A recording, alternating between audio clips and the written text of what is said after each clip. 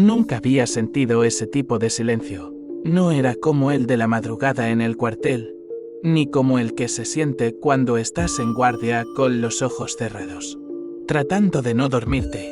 Este era distinto, denso, un silencio que te empuja el pecho y te hace dudar si estás respirando demasiado fuerte.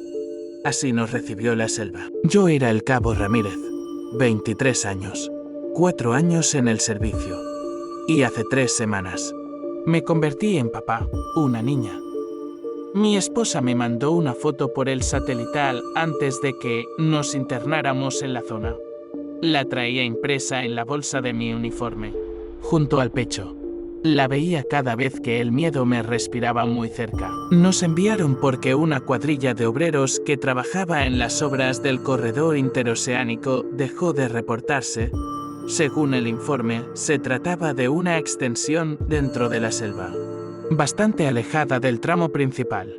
Llevaban más de una semana sin dar señales, sin llamadas, sin movimiento de maquinaria. Los mandos pensaron primero en un sabotaje, tal vez un grupo armado. Pero cuando los drones perdieron señal, apenas cruzaban el follaje, decidieron mandar botas al suelo. Éramos 12, un pelotón reducido, pero entrenado, encabezados por el sargento Segundo Esquivel, un hombre al que todos respetábamos, no por gritón, sino por ser uno de los pocos que sabía escuchar antes de ordenar. En silencio, caminamos entre vegetación cerrada, con el calor empapando las camisas debajo del chaleco, los mosquitos clavándose con hambre. Y ese silencio, siempre ese silencio. El GPS nos llevó hasta un claro abierto entre los árboles. La tierra estaba removida. Ahí debía estar el campamento. Había restos de materiales de construcción, sacos de cemento rasgados, estructuras metálicas mal ensambladas. Una retroexcavadora a medio enterrar. No había cuerpos, tampoco señales de violencia inmediata. Pero todo lucía abandonado, como si hubieran salido corriendo.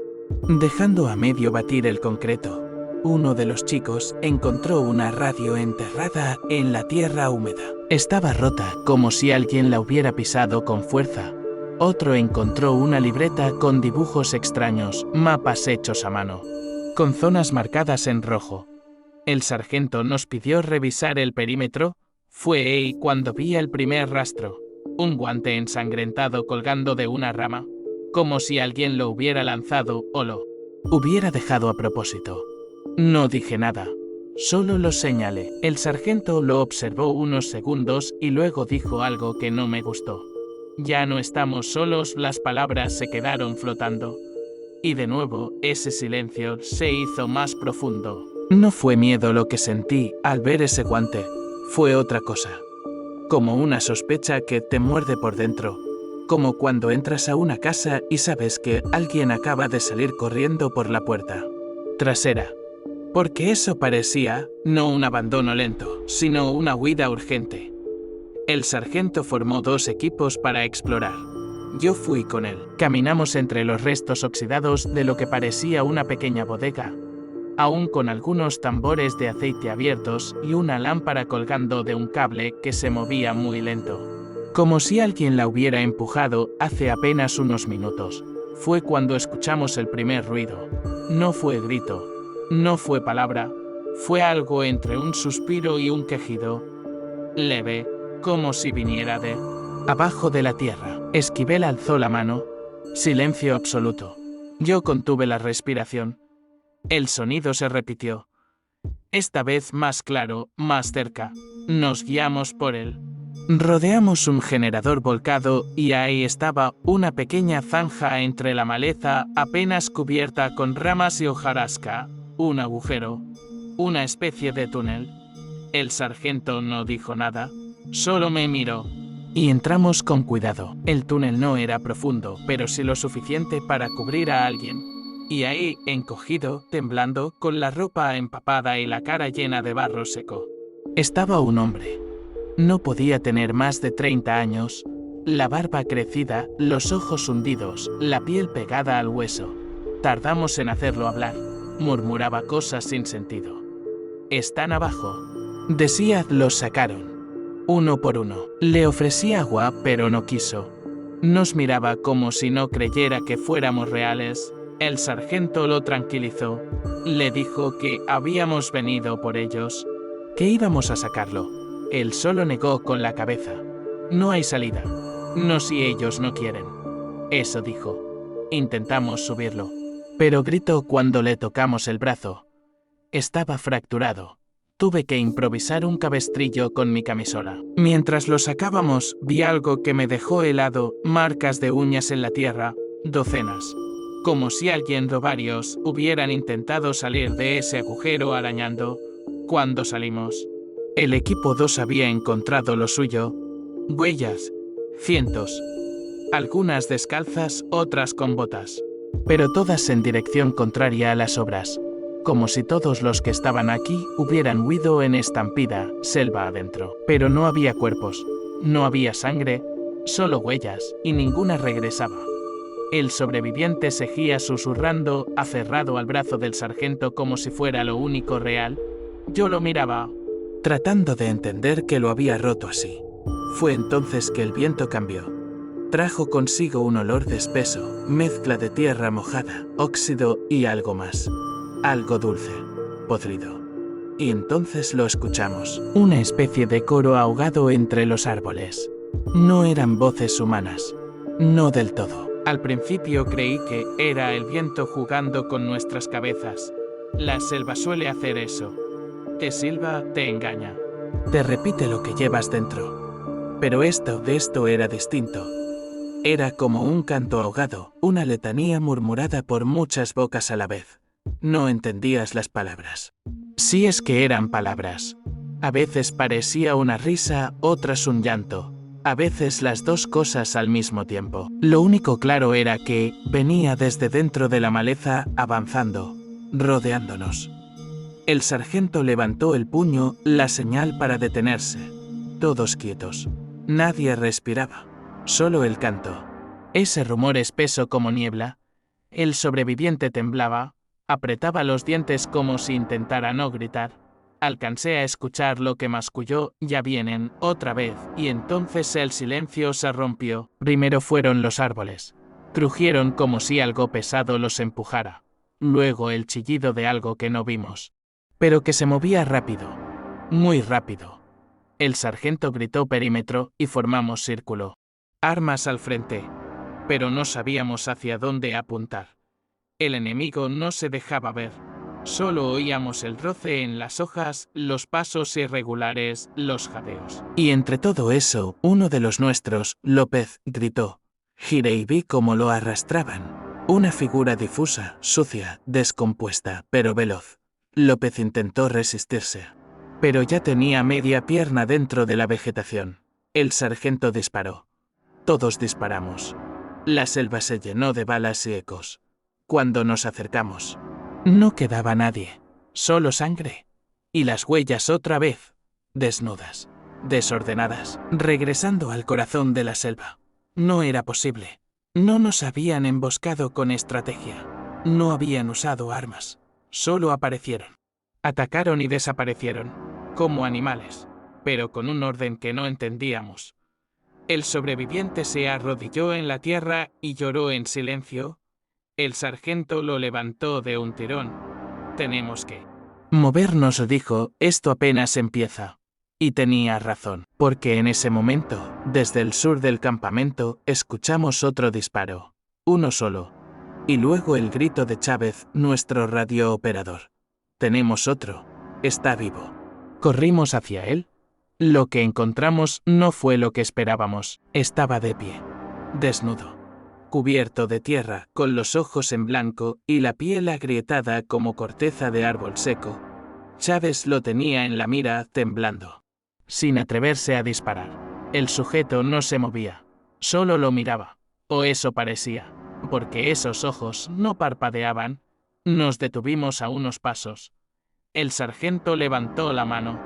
Todos apuntamos. El sobreviviente que llevábamos cayó de rodillas al verlo. Murmuró algo que no entendí, pero no hizo falta. El miedo le hablaba por la garganta. El hombre no reaccionó a los gritos.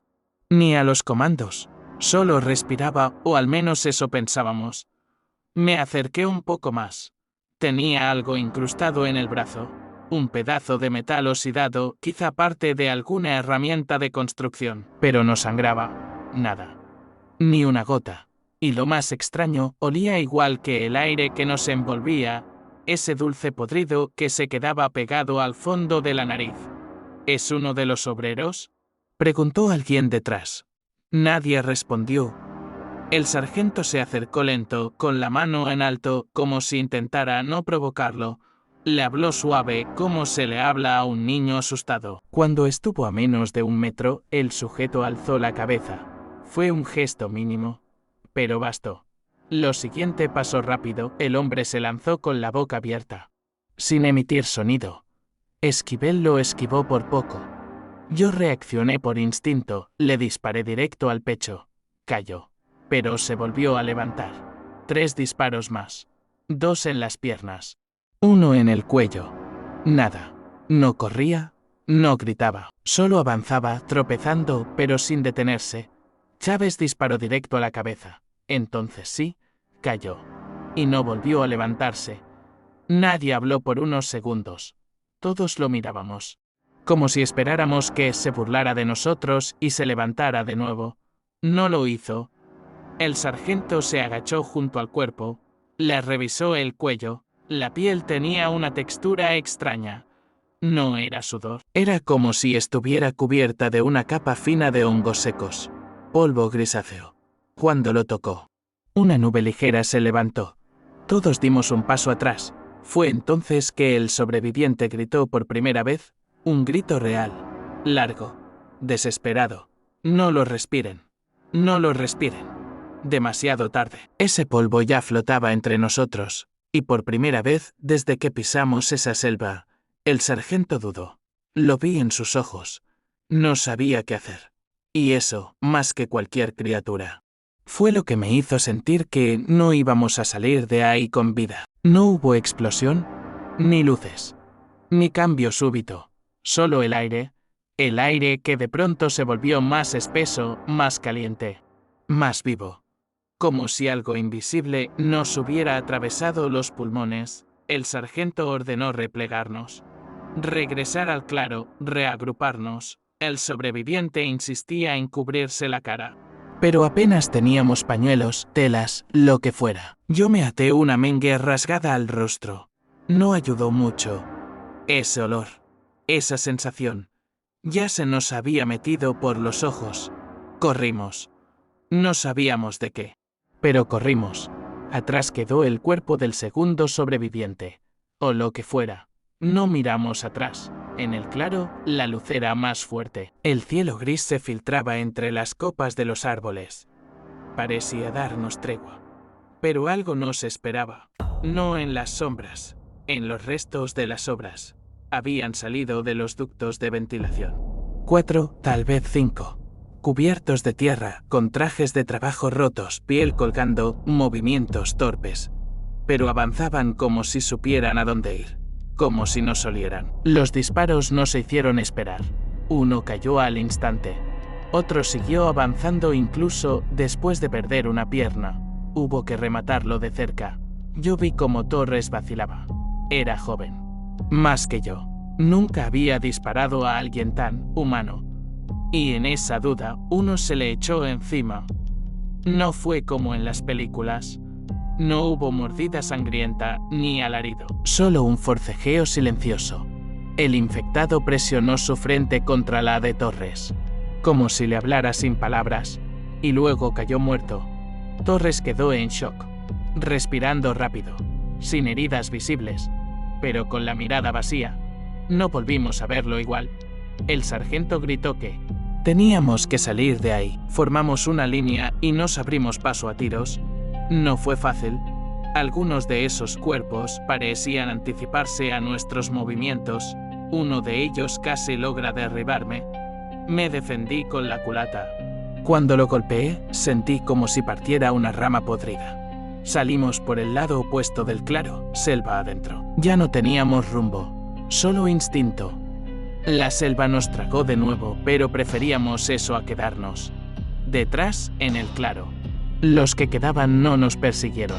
Se quedaron de pie, mirándonos, inmóviles, como esperando, y entonces el sobreviviente nos lo dijo. No todos atacan. Algunos observan. Esa frase nos acompañó mientras avanzábamos. Algunos observan. No sabíamos si era delirio o advertencia, pero después de lo que vimos, aprendimos a no descartar nada. Habíamos perdido a 3 hombres. Torres no hablaba, caminaba, obedecía, pero no estaba ahí. Era como una sombra que se arrastraba detrás de nosotros. A veces se detenía y se quedaba mirando hacia donde no había nada. El sargento le hablaba, lo sacudía y respondía como un eco tardío. Nunca más fue el mismo. Nos detuvimos junto a una pequeña pendiente. Lo suficiente para tener un punto alto de observación. El sol ya no se sentía. El calor seguía, pero la luz se había vuelto lechosa, como si algo en el aire la filtrara. A lo lejos, muy apenas, alcanzábamos a ver las grúas de construcción varadas, cubiertas de vegetación. Más allá, un camino sin terminar. Era la única ruta de escape, si es que seguía transitable. El sargento revisó el mapa con lo que nos quedaba de coordenadas. El GPS ya no funcionaba. Brújula y papel. Antiguo pero útil. Decidió que, si lográbamos alcanzar el camino principal antes del anochecer, podríamos pedir extracción, si es que alguien aún nos escuchaba. Fue cuando escuchamos el disparo, seco, lejano. Después otro, alguien seguía vivo. El sargento dudó por un instante. Era ir hacia lo desconocido, desviarse. Pero no podía dejar a alguien atrás. Nos dividió. 2 equipos de 4. Yo fui con él. El sobreviviente quiso venir, pero se desplomó al intentar levantarse. Lo dejamos con los más jóvenes, con instrucciones de mantener silencio y no moverse por nada. Nos adentramos en dirección al disparo. La vegetación se abría cada tanto, como si algo hubiera pasado por ahí arrastrando cuerpos. Troncos rotos, ramas torcidas, huellas profundas. Pero ninguna señal de lucha reciente. Solo un tipo de rastro, uno que indicaba que algo se había movido en grupo. Muchas pisadas, muy juntas. No animales, humanos. Avanzamos casi sin aliento. La humedad nos envolvía como una sábana pesada. Y entonces lo vimos. Un hombre, de espaldas, con uniforme de construcción, apuntando al suelo con una pistola de bengalas. Estaba solo. Quieto. Como si nos hubiera estado esperando. Nos acercamos con cuidado. El sargento le gritó: «Amigo, no dispare». El hombre bajó el brazo. Se giró muy lento. Tenía los ojos normales, llenos de terror, pero vivos. Levantó la mano. Estaba cubierto de ceniza. Los llevaron, dijo, a todos. Solo quedó yo. Cayó de rodillas. Corrimos a asistirlo. Murmuraban hombres. Carmen, Hugo, el ingeniero, el sargento le ofreció agua. Lo ayudamos a incorporarse. Nos dijo que había otro más adentro, herido, escondido. Entonces escuchamos el grito. No era de él. Venía desde donde habíamos dejado al otro grupo. Grité el nombre del soldado que estaba a cargo. Nada. El sargento me miró.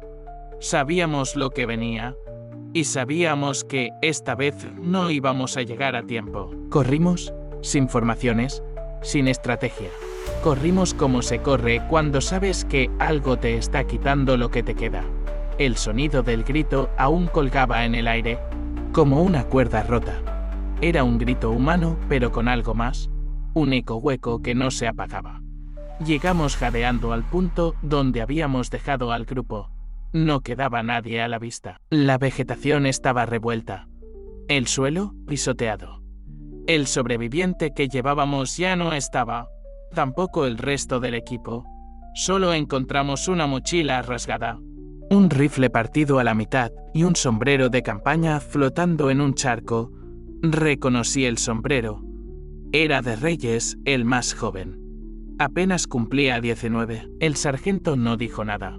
Solo se acercó al charco. Levantó el sombrero y lo sostuvo entre las manos como si intentara entender algo que no encajaba. Todos sabíamos lo que ese silencio significaba.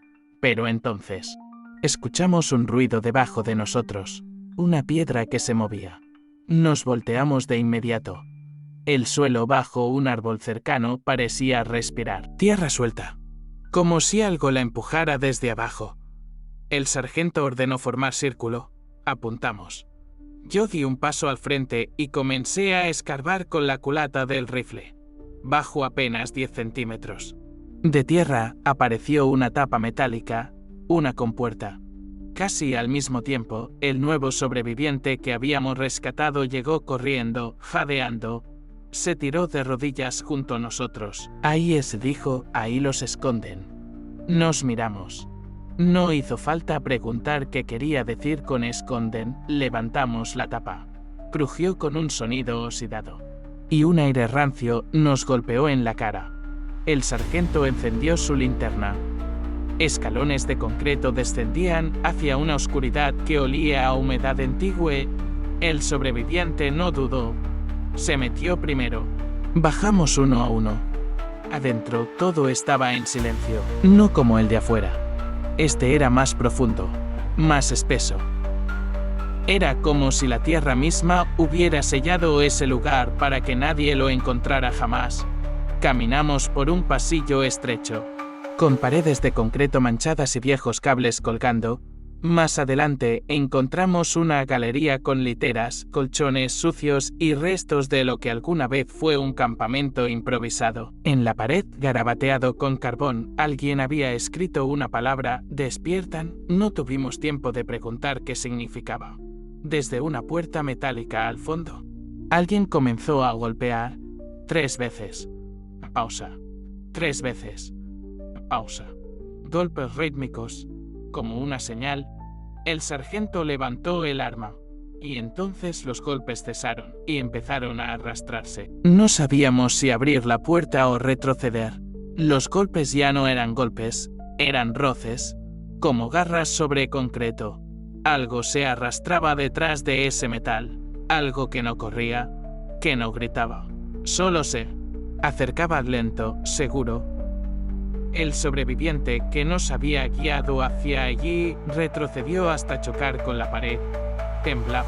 Susurraba que no debimos bajar, que ellos no estaban dormidos, solo esperando. El sargento se adelantó, apoyó la oreja contra la puerta.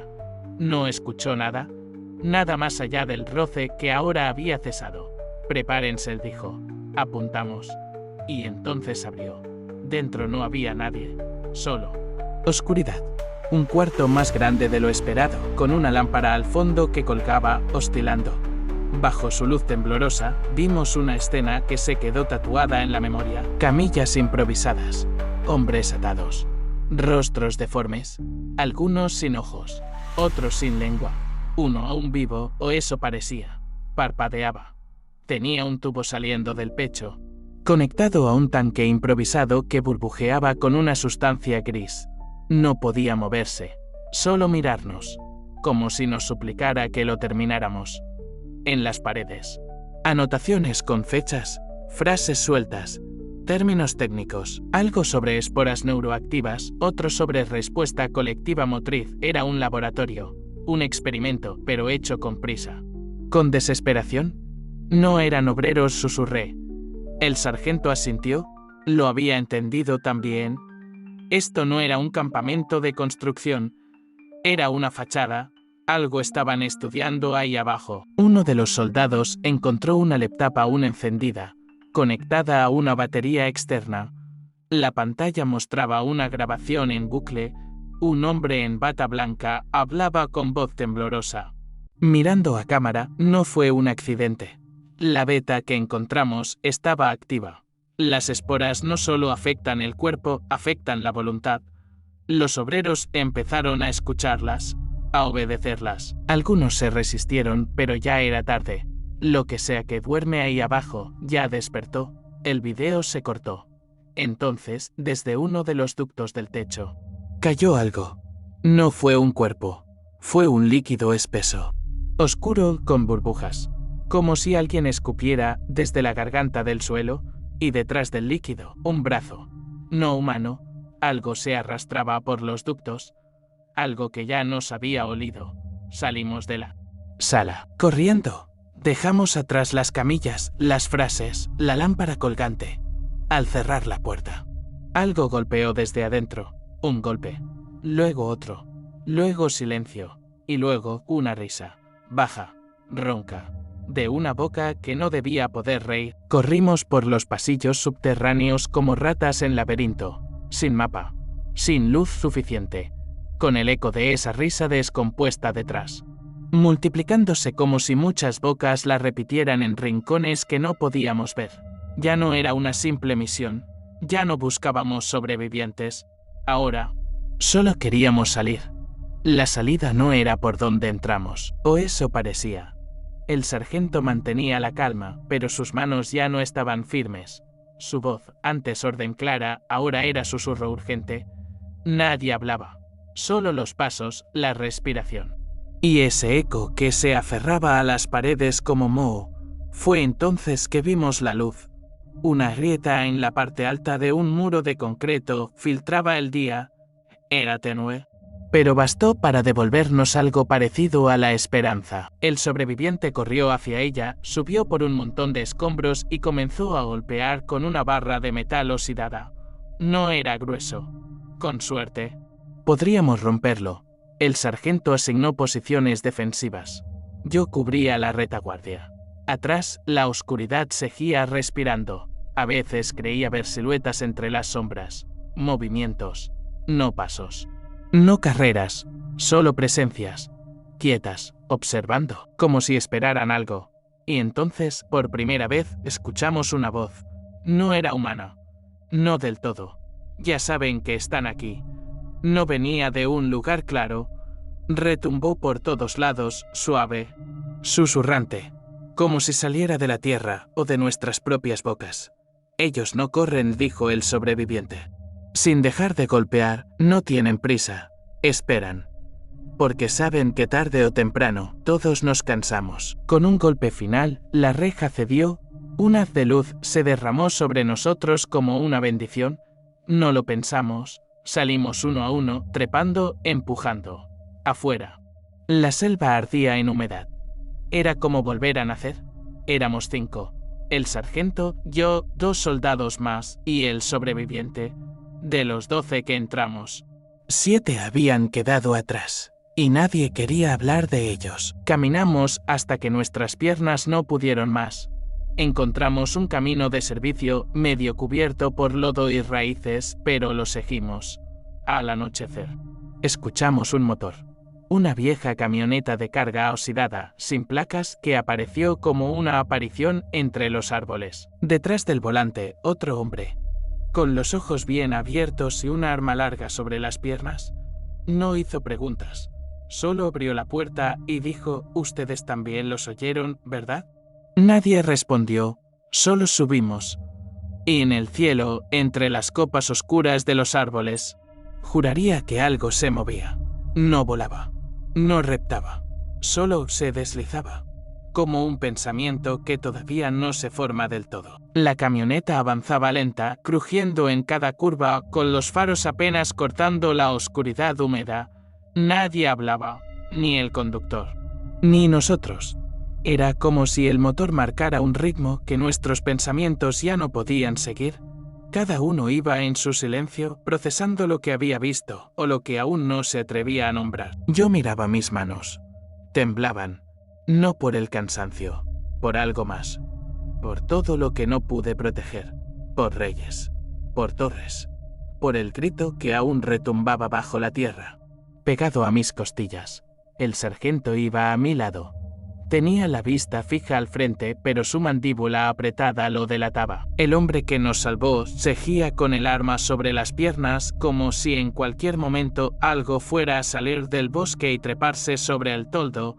Pasamos por un retén vacío, barreras volteadas, torres de vigilancia abandonadas, señales de evacuación pintadas a mano. Nadie nos detuvo, nadie nos esperaba. Solo el camino, estirándose como una lengua dormida. Cuando el sol empezó a salir, vimos un letrero oxidado, zona de exclusión temporal, acceso restringido. El conductor lo escupió sin mirarlo. Temporal, sí, cómo no. Un par de kilómetros más adelante. Dejamos la camioneta. Tomamos un camino de terracería hacia lo que alguna vez fue una subestación. Allí, por fin, logramos contactar a una base secundaria. No dijeron mucho, solo que ya sabían del caso y que no debíamos hablar con nadie hasta que llegara el informe. Nos pusieron en cuarentena durante 3 días. Revisión médica, análisis, silencio. A uno de los soldados lo llevaron aparte. No supimos por qué. Nunca volvió. El sargento pidió su baja definitiva al salir. Dijo que ya había visto suficiente.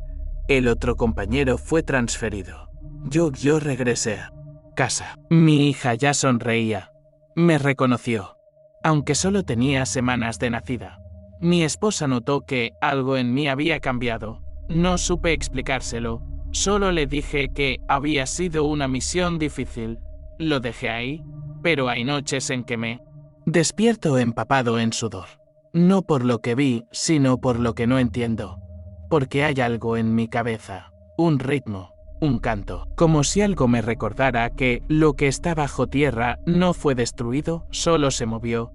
Y a veces, cuando camino por la ciudad y paso cerca de zonas de construcción, juro que siento ese mismo olor, dulce, podrido.